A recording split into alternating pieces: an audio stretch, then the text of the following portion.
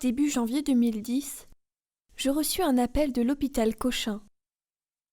Nous avons une patiente, Pétronie Fanto, qui assure que vous êtes disposé à l'héberger quelque temps. Qu'est-ce qu'elle a? C'est mystérieux, elle a développé une allergie à beaucoup de choses. Elle ne peut pas rester seule en ce moment. Une grande traumatisée arriva chez moi. Tu as encore trouvé le moyen de te faire conduire en ambulance, dis-je. Ce n'est pas drôle. D'accord, tu ne testeras plus de médicaments? Plus jamais. Elle ne voulut pas me raconter. Cela semblait avoir atteint des proportions impensables.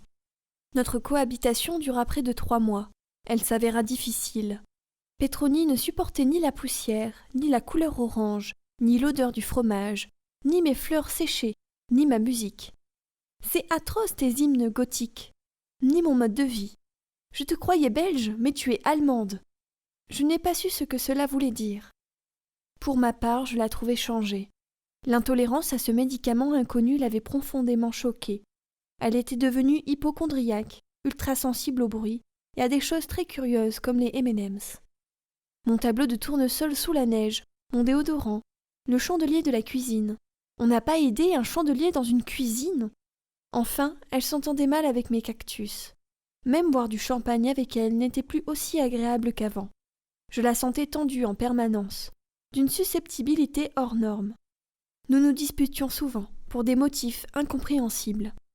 Un jour, j'eus le malheur de maudire la pilule qui l'avait altérée. Cela mit le feu aux poudres. Pétronie partit avec ses affaires. Je sus qu'il ne fallait plus aborder ce sujet. Rien de nouveau sous le soleil. Ce n'est pas parce qu'on adore quelqu'un que la cohabitation fonctionne. Comme d'habitude, Pétronie se tut pendant des semaines. Notre lien avait connu tant de ces silences. Pendant celui-là, je pensais à elle avec une fierté guerrière.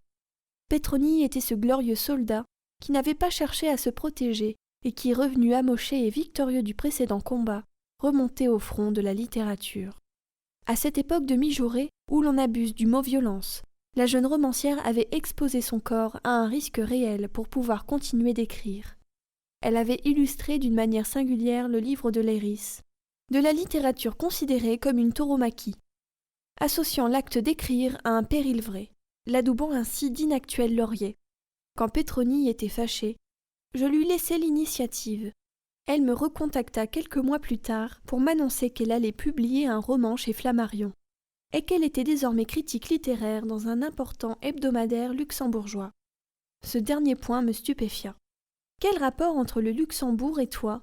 Tu as un compte secret? Tu sais bien que je n'ai pas d'argent. C'était exact. Je ne connaissais personne d'aussi fauché. Un jour que je la vis avec des chaussettes trouées, je lui suggérai d'en acheter de nouvelles. Elle répondit qu'il suffisait de superposer plusieurs paires. Les chaussettes ne se trouvent jamais au même endroit, philosopha-t-elle. Mais comment as-tu trouvé une place aussi prestigieuse, insistai-je. Ce serait trop compliqué à t'expliquer. La vie de Pétronie regorgeait de tels mystères. Cette aventurière de l'écriture ne manquait pas d'entre-gens. Sa chronique littéraire fut rapidement lue par nombre de Français, épatés par l'indépendance de ses opinions et l'élégance de sa plume. Elle devint une instance estimée. Le danger d'un tel statut est le ronronnement. Combien aurait profité de cette situation pour jouer au notable des lettres? La distribution des ombres lui valut un prestigieux prix littéraire, comme son roman précédent, ce dont n'importe quel autre écrivain se fût vanté ad nauseam. Pétronie n'eut pas l'air de s'en apercevoir. Ce fut l'année suivante, je crois, que cela commença. Il est difficile de raconter un phénomène dont on ignore à peu près tout.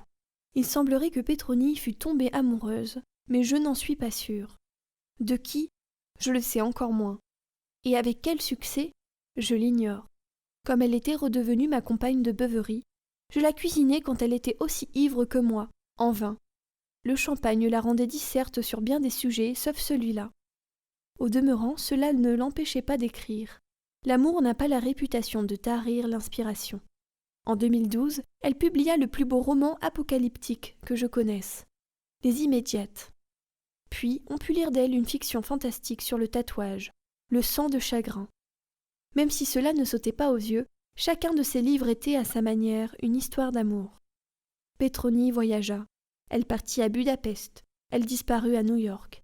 Elle disait qu'elle voulait, comme Frédéric Moreau, dans l'éducation sentimentale, connaître la mélancolie des paquebots. Tu es allé à New York en paquebot, m'étonnai-je. Ce qui compte est d'en avoir l'impression, répondit-elle énigmatiquement.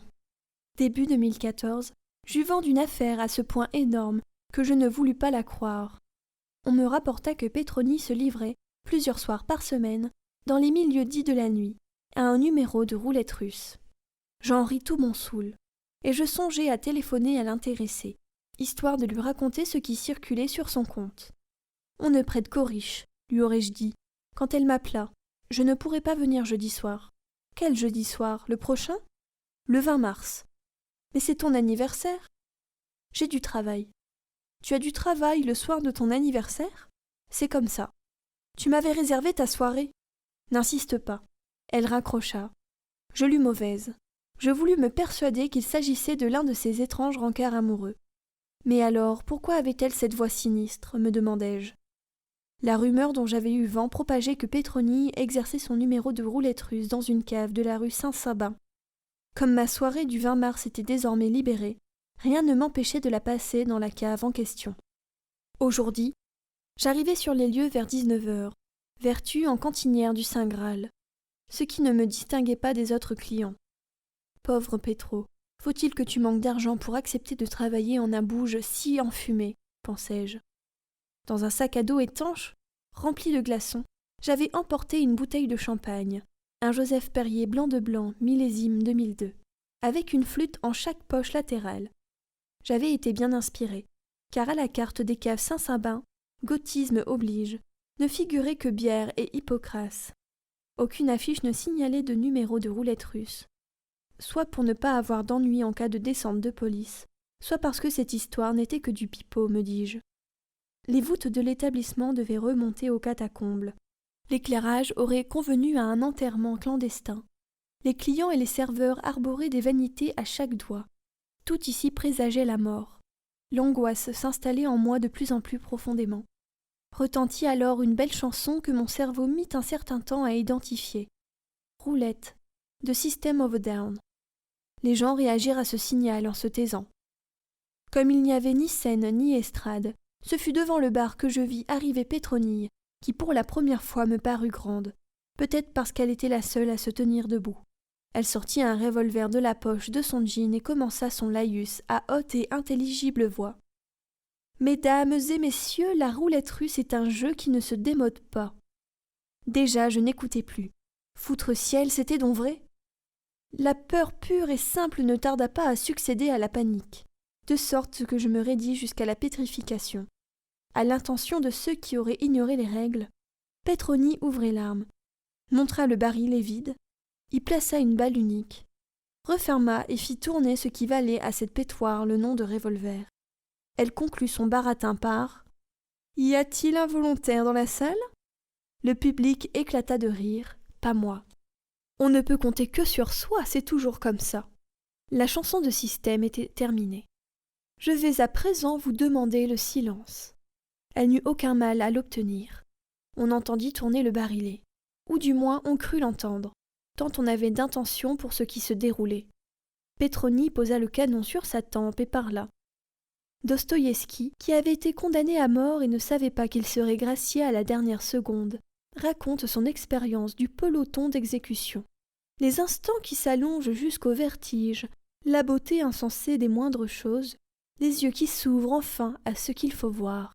De là où je suis, je peux vous l'affirmer, il avait raison. Elle appuya sur la gâchette, il ne se passa rien. J'allais tomber à genoux pour remercier la Providence quand la jeune femme reprit. Dans les westerns, on appelle cet objet un 6 coups. Je tirai donc 6 fois, plus que 5. Comme elle recommençait l'opération, un très lointain souvenir m'effleura. Il s'agissait d'une vidéo qui avait circulé une dizaine d'années auparavant. La roulette russe sans peine, ou quelque chose de cet acabit, dans laquelle un spécialiste enseignait le geste décisif, celui qui fait tourner le barillet de manière à choisir l'emplacement de la balle. Se pouvait-il que Petroni ait appris cette technique? Je l'espérais. Elle appuya sur la gâchette. Rien. Plus que 4, déclara-t-elle. J'observai le mouvement qu'elle exerçait sur le barillet. Il était parfait en ceci qu'on ne décelait aucun calcul. Je n'aurais pas la clé du mystère. Le canon trouve tout seul le chemin de la tempe maintenant, dit-elle. Elle appuya sur la gâchette. Rien. Plus que 3. Même si elle avait eu accès à cette vidéo, la prise de risque de Petroni n'en était pas moins gigantesque. Un prestidigitateur averti aurait pu commettre une erreur, à plus forte raison cette aventurière. Elle appuya sur la gâchette. Rien. Plus que 2. Il n'y avait que Petroni à avoir conservé son sang-froid. La salle entière était en transe, et moi la première. Ce que nous éprouvions et exprimions par un silence accru. C'était un genre d'au-delà de la peur, un paroxysme étal, le temps n'avançait plus. Chaque seconde devenait sécable à l'infini. Nous étions tous Dostoïevski devant le peloton. C'était sur notre tempe que nous sentions la bouche du canon. Elle appuya sur la gâchette. Rien. Plus qu'un. Un éclat de compréhension me parcourut de la tête aux pieds. Ce qui d'emblée m'avait rendu si proche de Petroni, c'était cette sensation très précise, cette ivresse que, faute de mieux, on appelle goût du risque, qui ne correspond à aucune pulsion biologique, ni à aucune analyse rationnelle, et que j'avais illustrée de manière moins spectaculaire, mais non moins définitive en des circonstances peu racontables.